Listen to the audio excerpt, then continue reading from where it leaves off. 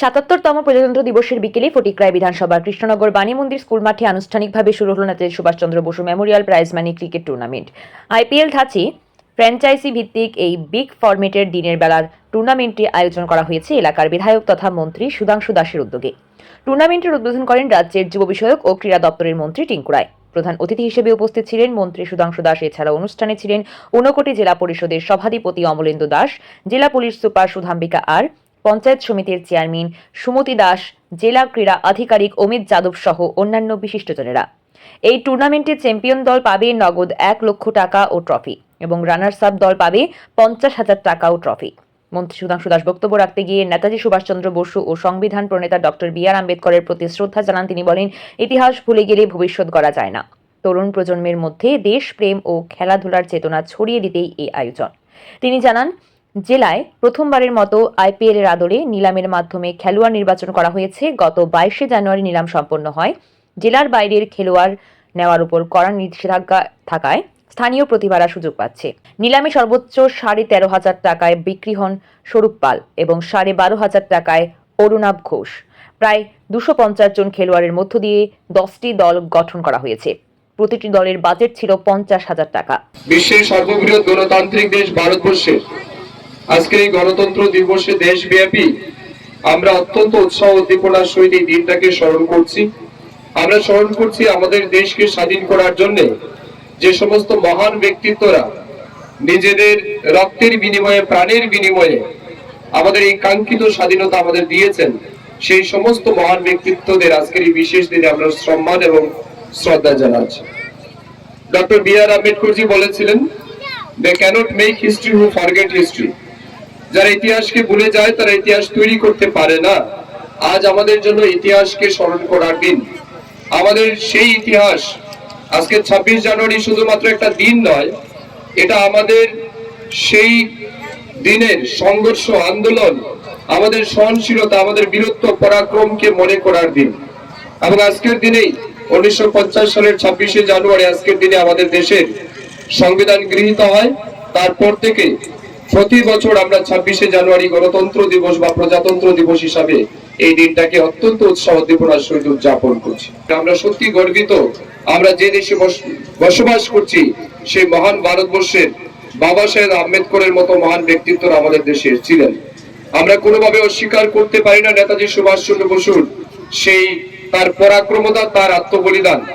নেতাজি সুভাষচন্দ্র বসু চলো দিল্লি বা তোমরা আমাকে রক্ত দাও, আমি তোমাদের স্বাধীনতা দেব, এই স্লোগান তুলে প্রতিটা ভারতবাসীকে যেভাবে উদ্বুদ্ধ করেছিলেন স্বাধীনতার মন্ত্রে, তার জন্য আমরা নেতাজি সুভাষচন্দ্র বসুর প্রতি চিরকৃতজ্ঞ। তাই আজ যখন আমরা জাতীয় উৎসব উদযাপন করছি, ঠিক সেই সময় আমাদের মনে হয়েছে যে নেতাজির মতো বীর এবং পরাক্রমী যোদ্ধা, তাকে স্মরণ করতে হবে আমাদের প্রতিদিন চিন্তনে মননে। তাই আজকের এই বিশেষ দিনে আমরা নেতাজি সুভাষচন্দ্র বসুকে স্মরণ করে ওনার নামে এই ক্রিকেট টুর্নামেন্টকে আমরা চালু করেছি এবং এই ক্রিকেট টুর্নামেন্টের আমরা নামকরণ করেছি। আজকে যে ক্রিকেট টুর্নামেন্ট আমরা চাচ্ছি সেটাও আরেকটু ব্যতিক্রমী আমরা করেছি। ত্রিপুরা রাজ্যের ইতিহাসে বলবো না, আমাদের এই জেলার ইতিহাসে বোধহয় প্রথমবার এই ফটিকরায় আমরা কৃষ্ণনগর মাঠে করছি। আমরা এই টুর্নামেন্টও রেস্ট্রিকশন করেছি যে এই টুর্নামেন্টে যারা খেলবে কোনোভাবে এই ডিস্ট্রিক্টের বাইরের প্লেয়ার হতে পারবে। যারা খেলবে তারা যেন এই ডিস্ট্রিক্টের প্লেয়ার হয় এবং তাদেরকে আমরা অকশন করে কিন্তু আমরা নির্বাচিত করেছি। অর্থাৎ যারা ভালো খেলছে এই জেলা, প্রায় ২৫০ জন খেলোয়াড় আমাদের অনলাইনে তারা নাম নথিভুক্ত করেছে, রেজিস্ট্রেশন করেছে এবং গত আমরা ২২ জানুয়ারি এই কৃষ্ণনগর স্কুলে আমরা অকশন করেছি, অর্থাৎ প্লেয়ারদের নিলামে আমরা দিয়েছি। এবং সেখানে কন্ডিশন ছিল প্রতিটা টিম ৫০,০০০ টাকার মধ্যেই তাদের স্কোয়াড ফাইনাল করতে হবে। অর্থাৎ সর্বোচ্চ ১৪ জন প্লেয়ার খেলবে, ১৪ জন প্লেয়ার ৫০,০০০ টাকার মধ্যে তাদেরকে কিনতে হবে। এবং আমরা দেখেছি এতে করে ব্যাপক উৎসাহ এই জেলার যারা খেলোয়াড় তাদের মধ্যে লক্ষ্য করা গেছে। এবং অকশনে এই জেলার হাইয়েস্ট সর্বোচ্চ রেটে বিক্রি হয়েছে দুইজন, একজন স্বরূপ পাল বলে কৈলাসহরের ক্রিকেটার, ১৩,৫০০ টাকা সে নিলামে গেছে। আর আরেকজন আমাদের বিধানসভা রাজনগর গ্রামের ক্রিকেটার টুপাই, তার ভালো নাম অরুণাভ ঘোষ, সে ১২,৫০০ টাকায় গেছে।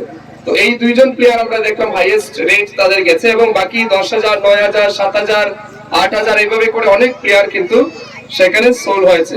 আমাকেও একটা টিম কিনেছে, কত রেট এটা বলবো না আমি, যাই হোক কারণ আমিও বিলাসপুরের হয়ে এখানে খেলবো, আমার নামও অ্যাকশনে ছিল।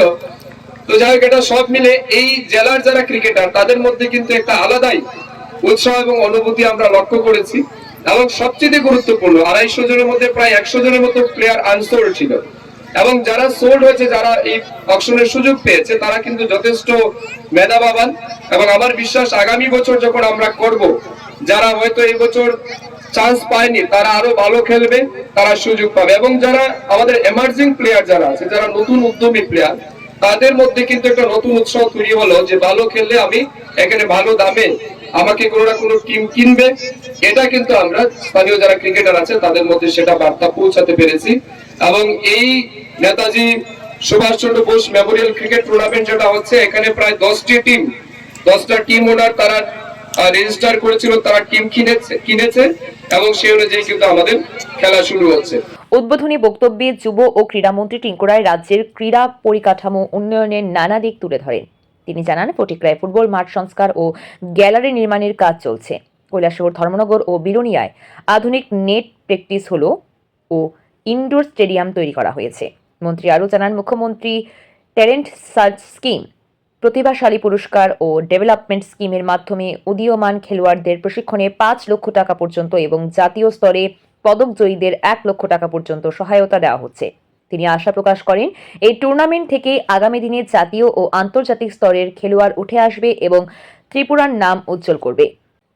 প্রথম দিনের খেলায় মুখোমুখি হয় বিলাসপুর বেস্ট 11 ও থান্ডার স্ট্রাইকার। বিলাসপুর দলের অধিনায়ক হিসেবে নিজেই মাঠে নামেন মন্ত্রী সুধাংশু দাস। আমরা যারা বিধায়ক বা মন্ত্রী যারা আছি এই ত্রিপুরা বিধানসভায়, তার মধ্যে অন্যতম কোনো ব্যক্তি যিনি প্রতিনিয়ত কোনো না কোনো ক্রীড়া আয়োজন, মেলা আয়োজন তিনি করে থাকেন। এটা প্রথমবার নয়, গোটা বিধানসভাতে আমরা দেখি। আমি যদিও ক্রীড়ামন্ত্রী, আমি সেভাবে আমার বিধানসভাতে সেভাবেই ক্রীড়া আয়োজন করতে পারি না, কিন্তু উনি ক্রীড়ামন্ত্রী না হলেও আমি বলবো তিনি কিন্তু ক্রীড়ার প্রতি, খেলাধুলার প্রতি উনার একটা আগ্রহ আলাদা রয়েছে। তিনি প্রতিনিয়ত এই ধরনের আয়োজন করে থাকেন। তিনি প্রতিনিয়ত যখনই আমার সঙ্গে সাক্ষাৎ হয়, দেখা হয়, তখনই তিনি আমার কাছে আবেদন রাখেন যেন পরিকাঠামোগত উন্নয়ন করাও এই বিধানসভার অন্তর্গত যে সমস্ত মাঠগুলো রয়েছে সেগুলোতে করা। ইতিমধ্যে আপনারা জানেন, যেখানে ফটিকরায় ফুটবল টুর্নামেন্ট হয় সেই মাঠটাকে আমরা সংস্কার করছি, সেটাকে রেনোভেশনের কাজ আমরা করছি। এছাড়াও তিনি এই যে মাঠটা আজকে খেলা হচ্ছে, এই মাঠটাকে নিয়েও তিনি অনেকবার, আজকে শুধু নয়, হয়তো আজকে আমাকে আমন্ত্রণ জানিয়েছেন মাঠটা দেখানোর জন্য, এর আগে কিন্তু তিনি চিঠির আকারে অনেকবার আমার কাছে তিনি দিয়েছেন যে এই মাঠটাকে সংস্কার করতে হবে, গ্যালারি করতে হবে। আজ আমন্ত্রণ জানিয়ে আমাকে প্রকাশক দেখালেন যে এই মাঠটাকেই আমাদের সংস্কার করা চাই। তো ওনার আগ্রহ ক্রীড়ার প্রতি, এটা ওনার কাজ বা ওনার কর্মের মধ্যে আমরা দেখতে পাই। আমাদের রাজ্য সরকার ইতিমধ্যে ক্রীড়া পরিকাঠামোগত উন্নয়ন, আমরা বলতে পারি বিগত সরকার বা আমাদের ত্রিপুরা রাজ্যে পূর্ণ রাজ্যের মর্যাদা পাওয়ার, আমরা যদি 50 বছরকে একদিকে দেখি আর এই বাকি সময়গুলো এই 3-4 বছর আমরা যদি দেখি, পরিকাঠামোগত ভাবে আমরা অনেক বেশি উন্নয়ন করেছি। আমাদের রাজ্যে যারা ক্রীড়া প্রেমী যারা বা আমাদের যারা খেলাধুলার সঙ্গে যুক্ত আছে, এদের জন্য এর আগে কোনো সরকার কোনো ধরনের স্কিম বা কোনো ধরনের প্রকল্প করেনি। আমাদের এই সরকার, আমরা তিনটা স্কিম করেছি নতুন করে। আমরা মুখ্যমন্ত্রী ট্যালেন্ট সার্চ স্কিম, মুখ্যমন্ত্রী প্রতিভাশালী পুরস্কার এবং মুখ্যমন্ত্রী ডেভেলপমেন্ট স্কিম। যে ডেভেলপমেন্ট স্কিমের মাধ্যমে আমরা বিভিন্ন পরিকাঠামোগত উন্নয়ন, এবং এই ট্যালেন্ট সার্চ স্কিমে আমাদের মধ্যে যে সমস্ত প্রতিভাবান খেলোয়াড়রা উঠে আসছে তাদেরকে আমরা বহিরাজ্যে বা ভালো কোচিং এর জন্য এককালীন 5 লক্ষ টাকা পর্যন্ত আমরা আর্থিক সাহায্য করে থাকি, এবং সেগুলো 1-2 জন অসংখ্য অগণিত ছাত্রছাত্রীদেরকে, খেলোয়াড়দেরকে আমরা সাহায্য করছি। এছাড়াও যারা জাতীয় স্তরে আমাদের আন্ডার 19 অর্থাৎ 19 বছরের নিচে যে সমস্ত বালক বালিকারা বিভিন্ন প্রতিযোগিতায় gold medal, silver medal, bronze medal জিতছে, তাদেরকেও কিন্তু আমরা ফাইন্যান্সিয়ালি সাপোর্ট করছি। এর জন্য কি হয়েছে, আজকে খেলার প্রতি যেমন আগ্রহ বেড়েছে, আমরা কিন্তু মাঠে ছেলে মেয়েদেরকেও দেখছি। আমাদের এই ফটিকরায় ছাড়াও গোটা রাজ্যে আজ কিন্তু ছেলেমেয়েরা মাঠমুখী হয়েছে, খেলোয়াড়রা মাঠে এসেছে, এবং আমরা আমাদের রাজ্যের খেলোয়াড়রা যখন বাইরে যায় সেখানেও আমরা তার রেজাল্ট দেখতে পাচ্ছি। মাঠে যে খেলার আয়োজন হচ্ছে, আমি আশাবাদী এখান থেকেও ভালো প্লেয়ার উঠবে। ক্রিকেটটা একটু কম্পিটিশন অনেক বেশি, এখানে পরিশ্রম করতে হবে, মাঠে থাকতে হবে, তার জন্য আমাদের ছেলে মেয়ে যারা খেলছে তাদেরকেও প্রফেশনাল হতে হবে, তবেই আমাদের রাজ্যস্তরীয় টিম বা বাইরে যে সমস্ত সিলেকশন হয় সেখানে সুযোগ পাওয়া সম্ভাবনা থাকে।